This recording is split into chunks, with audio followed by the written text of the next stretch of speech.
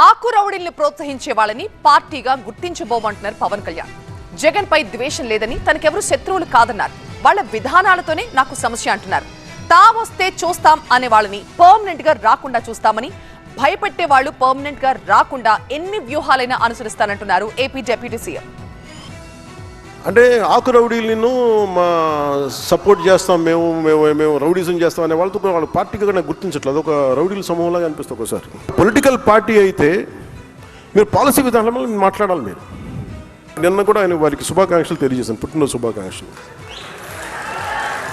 అంటే మనస్ఫూర్తిగా చెప్తాను, నాకు లోపల ఎవరు శత్రువు కాదు. నాకు వారి విధి విధానాలతోనే నేను వ్యతిరేకిస్తాను తప్ప నాకు ఎప్పుడు కూడా శత్రుత్వం లోపల ఉండదు. మీరు కనుక మీ విధి విధానాలతోటి ప్రజలకి ఇబ్బంది కలిగితే నేను ఇంకా గొడవ పెట్టుకోవడానికి నా జీవితకాలం సంసిద్ధం. నేను ఏదన్నా జరిగితే బహుశా ఇలా జరిగితే ఆ భయాలు ఉండవు. అలాంటి అనుకుంటే ఇక్కడ దాకా ఎందుకు వస్తాం, రాం ఉండం పోతాం, కానీ అడుగు ముందుకే వేస్తాం.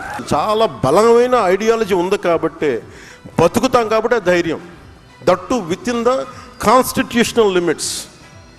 ఇట్లా రాజ్యాంగ పరిధిలోనే మాట్లాడతాం, పోరాటం చేస్తాం తప్ప ఇంకా అవసరం అనుకుంటే లాస్ట్ ఫేజ్ రోడ్ల మీదకి వచ్చి గొడవ పెట్టుకోవాలి. మన తెలంగాణ బోర్డర్లో మనం గొడవ పెట్టుకున్నట్టుగా అప్పుడు దాకా ఇంకా రావాలంటే దట్ ఇస్ లాస్ట్ ఫేజ్. ఇంకా తప్పదు. చాలాసార్లు మనకి రాయబారం నడిపి మంచిగా చెప్పి మంతనాలు జరిపిన తర్వాత ఇంకా కాదుకూడదు అనుకుంటే ఈ చొక్కా మడిచి ముందుకు రావడం పెద్ద ఇబ్బంది ఏం కాదు. ఒక మాజీ ముఖ్యమంత్రి ఒకళ్ళు వచ్చి మిమ్మల్ని చంపేస్తాము, లేదంటే మిమ్మల్ని కూర్చోబెట్టి ఒక్కొక్క పోలీస్ అఫీషియల్ని మేము మీకు ఏంటో చూపిస్తాం, లేదంటే కాంట్రాక్టర్స్ని బెదిరిస్తాను అంటే that will send a very wrong signal. అలాంటి వ్యాఖ్యలకి నా సమాధానం ఒకటే, పర్మనెంట్గా ఇలాంటి మాటలు రాకుండా ఉండాలంటే నాకు ఏం చేయాలో చాలా బాగా తెలుసు. ఇంకా మీరు బెదిరించడం మానేయాలి.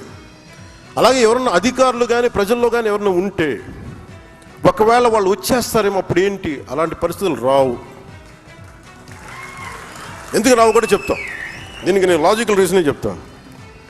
మీరు ఎంత కొట్టుకున్నా కొట్లాడినా మీ ఓట్ శాతం సర్టన్ తగ్గుద్దా పెరుగుద్దా మీరు కాబట్టి ఇంకొకరికి వెళ్తుంది ఆ పార్టీ, ఆ ఓట్ బ్యాంక్.